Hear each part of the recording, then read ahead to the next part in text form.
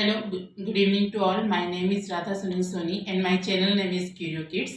मैं बच्चों का सिलेबस इसलिए डिस्कस कर रही हूँ कि बहुत सारे पेरेंट्स का क्यूरी रहता है कि हमको पता नहीं रहता कि किस एज में बच्चों को कितना आना चाहिए। तो थोड़ा सा वो पेरेंट्स को वेल नोन भी हो जाएंगे पेरेंट्स कि हाँ हमारे बच्चों को इतना आना चाहिए इस एज में इस पर्टिकुलर क्लास में।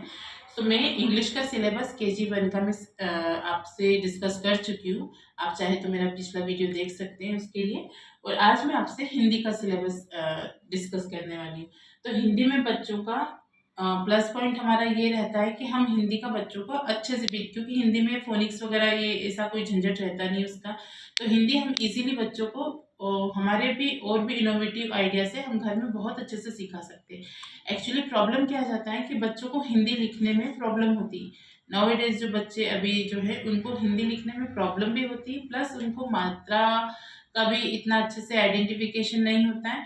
और उनको हिंदी का एज कम्पेयर टू इंग्लिश का होमवर्क, अदर सब्जेक्ट का होमवर्क करने से हिंदी का होमवर्क करने में बच्चे थोड़ा सा दिक्कत देते हैं।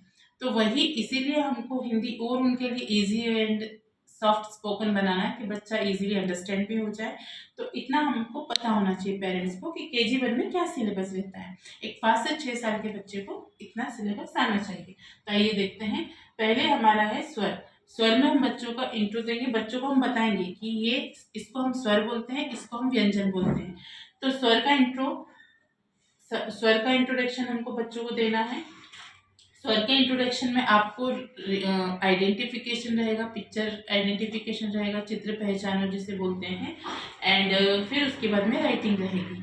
बच्चों को ओरली पता होना चाहिए कि अ है, आ है, ऐसा। एंड फिर व्यंजन का हम क से ज्ञ तक जो इंट्रो रहेगा उसमें भी हम बच्चों को विथ पिक्चर यदि आइडेंटिफिकेशन और राइटिंग करवाते हैं तो बच्चों का माइंड में क्लिक रहता है कि हाँ क से कमल होता है, क से कलम होता है। ऐसा हम बहुत सारे ऑब्जेक्ट्स बताकर उनको लिखवा प्लस उनका करवा सकते हैं, राइटिंग एंड रीडिंग दोनों।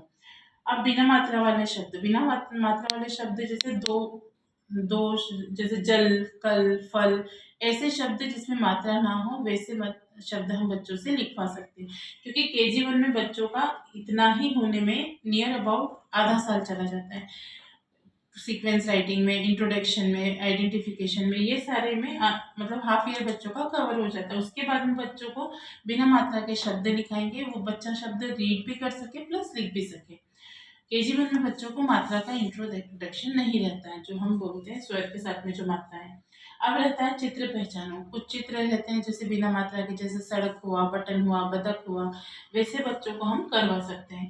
फिर ओरल में हमको बच्चों को क्या करवाना, बहुत सारी राइम्स करवानी है, प्लस नियर अबाउट 5 राइम्स बच्चों को यदि हिंदी की कविता आएंगी तो ज़्यादा बेटर रहेगा।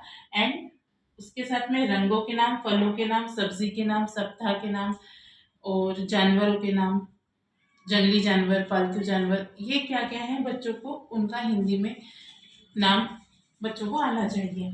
फिर 1 से 10 तक गिनती बच्चा बोल ले और यदि लिखना पॉसिबल हो तो लिख भी सकता है।